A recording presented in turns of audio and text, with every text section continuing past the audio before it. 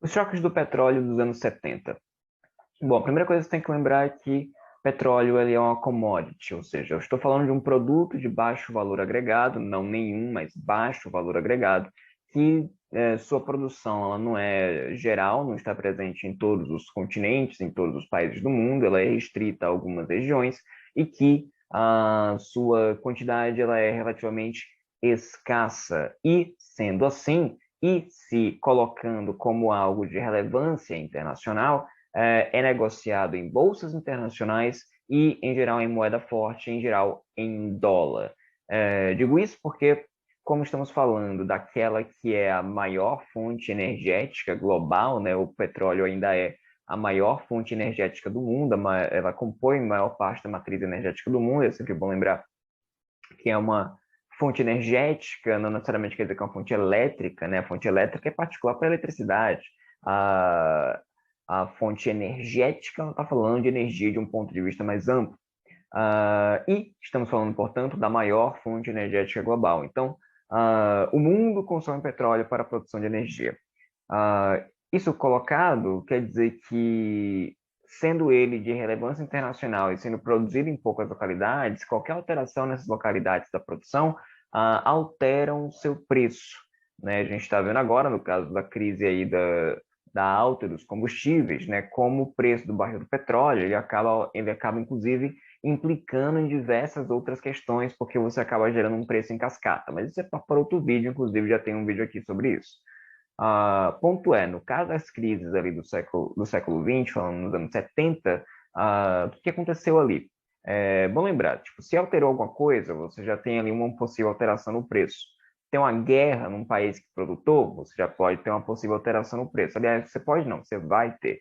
E o que aconteceu nos anos 70, né, e principalmente nos anos de 73 e 79, mas nós tivemos algumas crises ali envolvendo países produtores de petróleo, que levaram a uma alta desse preço. E aqui cabe apontar um detalhe: crise econômica, em geral, abaixa o preço do barril.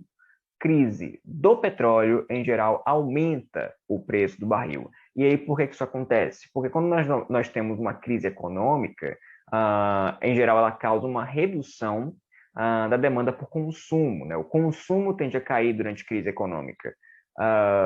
O que, portanto, se você tem uma redução de demanda, uma permanência da quantidade de oferta, você tem uma queda dos preços, lei da oferta e demanda.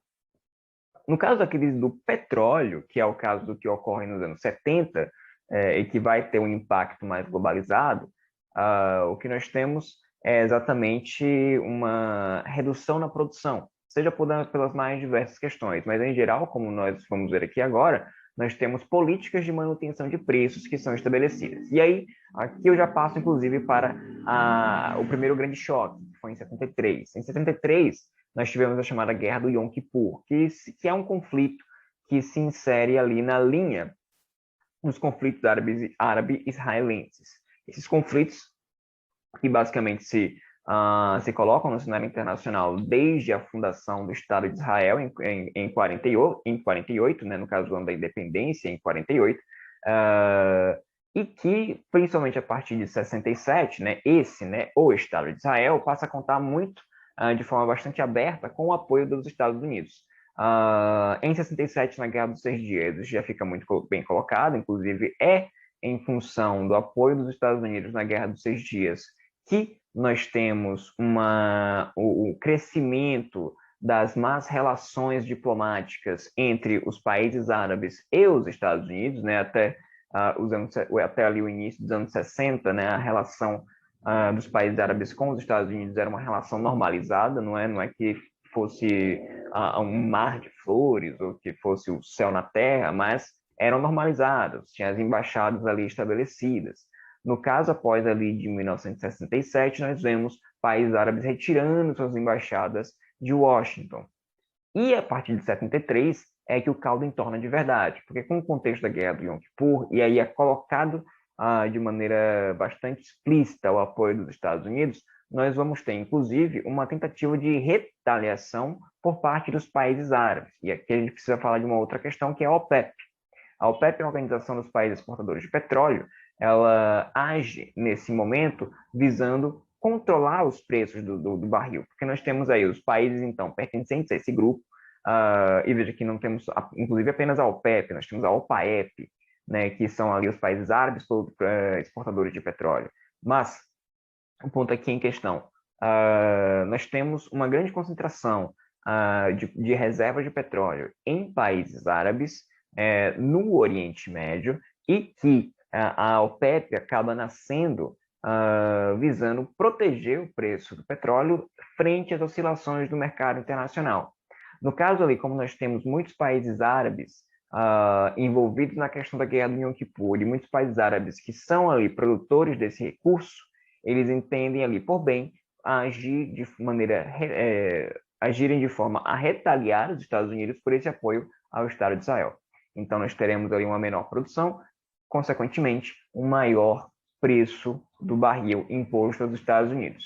Detalhe: os Estados Unidos, né, uma das maiores potências do mundo já naquela época, né, uma grande atividade industrial, né, inclusive no contexto de Guerra Fria era necessária muita geração de energia, afinal de contas, muito investimento em produção, pesquisa, tecnologia, bens de consumo, enfim, nós temos ali uma corrida em função do próprio contexto da Guerra Fria, tal qual estava colocado na época, e isso necessita um consumo de energia muito grande. Um barril de petróleo mais caro acaba atrapalhando esse processo. Tanto que é no contexto ali dos anos 70 que nós temos a formação do G7. O G7, o grupo das 7 maiores economias do mundo, que quando você pega o estatuto é algo muito bonitinho, né? Em geral vamos contribuir para a cooperação internacional, um sistema de maior solidariedade internacional, vamos investir em pesquisa, ciência, tecnologia, vamos ajudar as nações em desenvolvimento, né? Mas o que se tem colocado ali é muito mais uma tentativa de investimento, pesquisa, desenvolvimento, tecnologia, que retire os países ali do Ocidente, e aí pensando nos Estados Unidos e Europa Ocidental, dessa dependência do petróleo oriundo do Oriente Médio. Então, nós teremos muito investimento em tecnologia, muito investimento, inclusive, em prospecção, pensando ali uma maior autossuficiência energética desses países, visando uma independência desses países que produzem, que são produtores de petróleo, que estavam ali dentro do grupo da OPEP. Né? Então, vejam como a geopolítica tende a se colocar.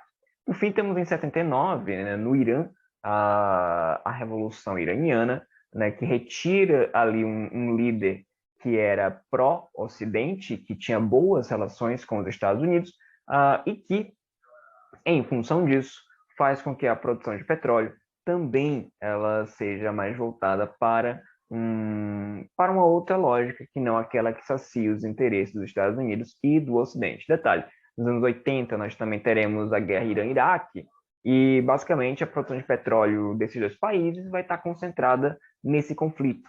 Então, uma redução de oferta, uma alta dos preços. Então, veja como as coisas acabam se conectando. Por esse vídeo é isso, e até um próximo momento.